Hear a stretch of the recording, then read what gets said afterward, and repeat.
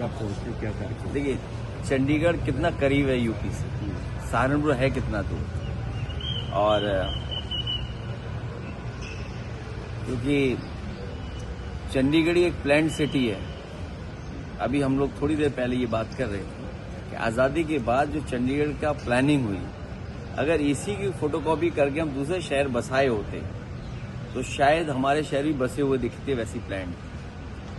जो समस्या में दिल्ली में दिखाई देती है, AQI, आपके नाले खराब है, ट्रैफिक की समस्या है, डस्ट है, ये इश्यूज हैं, ये इश्यूज रिजॉल्व होने चाहिए थे। लेकिन हमारे इश्यूज तो कुछ और चल रहे हैं। कुछ लोग भारत छोड़ करके सिंगापुर और जापान की यात्रा पे निकल गए। हमारे धर्म की सबसे पूजनीय शंकराचार्य, उन पर झूठा मुकदमा लगाना।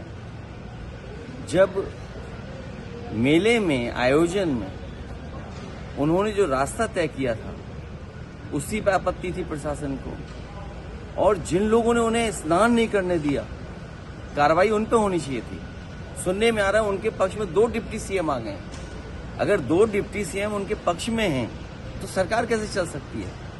तो लगता तो ये कि कहीं दोनों मिली जुली तो नहीं है, कि डिवाइड एंड रूल की पॉलिसी रहे, लोगों को उलझा के रखें और शंकराचार्य जी को भी फंसा के रखें।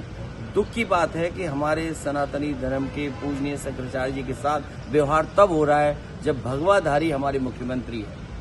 सर, SIR पे क्या कहें? काटने के लिए हो रहा है और इससे सावधान रहना चाहिए सभी विपक्षी पार्टियों को। यूपी में जो हम लोगों ने फेस किया, बीजेपी के हेड ऑफिस से और कोई अनरजिस्टर्ड संगी साथी लोग हैं, उनका कोई सॉफ्टवेयर है या उनके पास कोई एजेंसी है, वो बाकायदा फॉर्म 7 भर करके भेज रहे हैं। यूपी के बहुत सारे लोग पंजाब में होंगे जो यूपी छोड़ करके आए होंगे काम के लेकर, उनका ये वोट काट देंगे।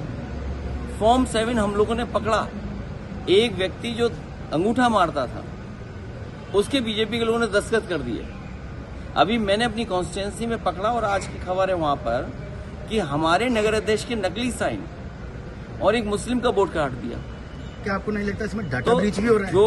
जो वोट काटने की एक्सरसाइज हो रही है, होना ये चाहिए कि वोट कैसे जुड़े, सबके वोट कैसे बन जाएं। हम लोगों को याद है NRC के समय पर बीजेपी के लोग अंदर ही अंदर ये मुस्कुराते थे और कहते थे कि हम मुस्लिम भाइयों के हम कागज देख लेंगे, उनके कागज ऐसे चेक करेंगे कि उन्हें हो सकता है हमें बाहर निकालना पड़े देश से।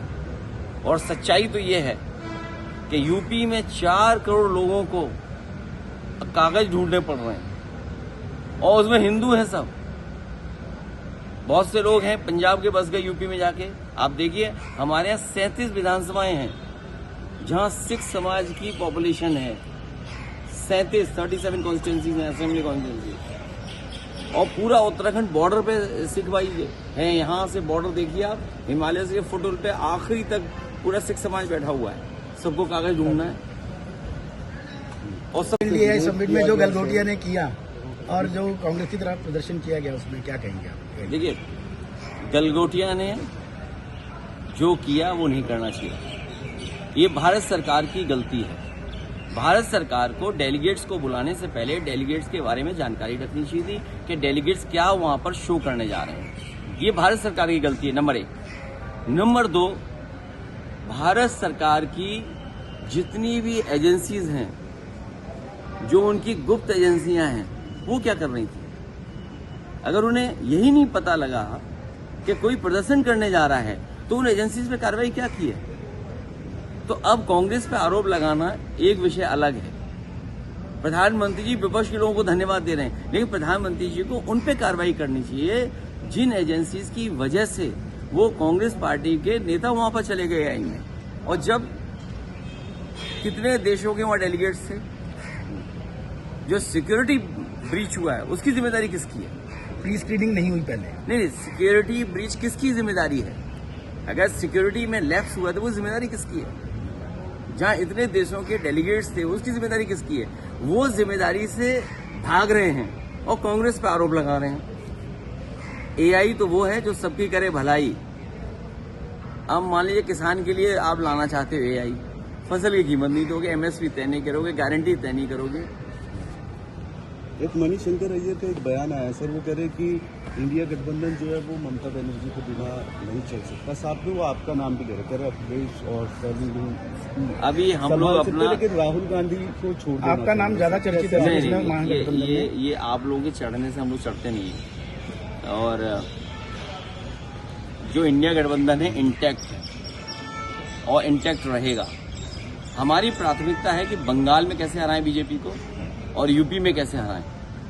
यूपी में जो चुनाव होगा वो 2027 का चुनाव नहीं होने जा रहा है, 2029 का चुनाव होने जा रहा है। जो लोग डिवाइड एंड रूल की बात करते हैं उनसे बहुत सावधान रहना पड़ेगा।